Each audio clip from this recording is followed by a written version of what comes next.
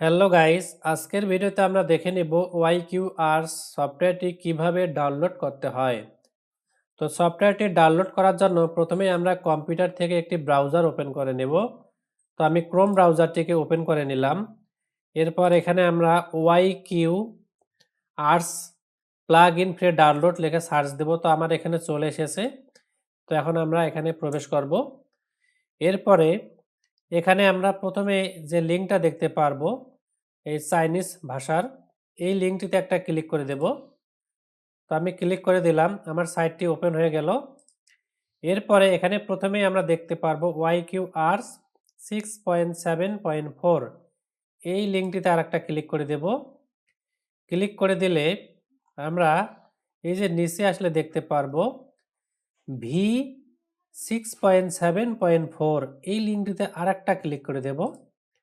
তো ক্লিক করে দিলেই দেখুন এখানে আমার কিন্তু বলতেছে কিপ। তো এখানে অবশ্যই আমাকে কিপ দিতে হবে, তাহলে কিন্তু আমার ফাইলটি ডাউনলোড হয়ে যাবে। তো আমি কিপে ক্লিক করে দিলাম। Please subscribe me. তো আমি কম্পিউটারের ভিতর থেকে ডাউনলোডে আসব। তো দেখুন বন্ধুরা, আমার ফাইলটি কিন্তু ডাউনলোড হয়ে এই যে ডাউনলোডের মধ্যে চলে এসেছে কম্পিউটারের ভিতর। তো এখন এই ওয়াইকিউআর সফটওয়্যারটিকে সিলেক্ট করব, করার পরে মাউসের রাইট বাটনটা ক্লিক করব সফটওয়্যারটির উপরে। এরপরে আমরা এক্সট্রাক্ট অল দেখতে পারবো, এখান থেকে এক্সট্রাক্ট অল করে দেব। এরপর নিচে এক্সট্রাকে ক্লিক করবো একবার।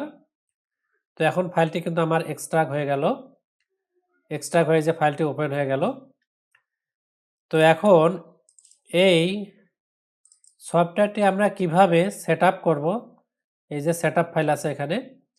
তো কিভাবে এটা সেট আপ করতে হয়, সেট আপ করে অটোক্যাড সফটওয়্যারটিতে আমরা অ্যাড করে দিব এবং অটোক্যাডের পেজ সেটআপ এবং এই ওয়াইকিউআরস এর পেজ সেটআপ আমরা কিভাবে একসাথে করব এবং অটোক্যাড সফটওয়্যারটিতে অ্যাড হওয়ার পরে কিন্তু আমাদের সেখানে চাইনিজ ভাষা আসবে।